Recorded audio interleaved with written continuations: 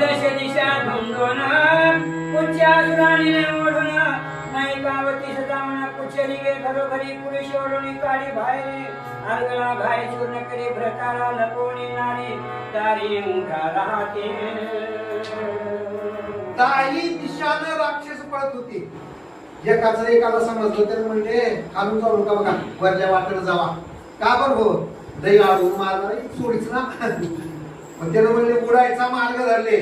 जेवढ्या खाल्लाकडून वरलाकडून पूर्व पश्चिम पळत्यात. शेपूट फिरवलं, चापूट फिरवलं, सगळ्याला गेट मध्ये आवडून आणि फेकून आपलं फेकून दिलं.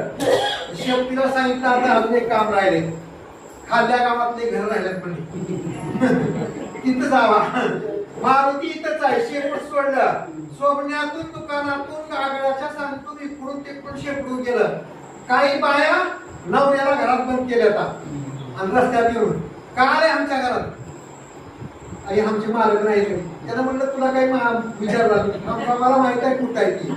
जिथं कोणाड्यात बसलंय, गाडीचं सुरळीत बसलंय, कुंड्यात बसलंय, वडवडू काढलं शेपटीनं आणि दणादण दळकी दिलं. कशानं? आगानं मारायला सुरुवात केलं. कुणाला मारलंय माहितीये का? जी त्याला साथ देऊ लागते का त्याला मारलंय. गावात महामारी चालू झाली. हा परी कुच्या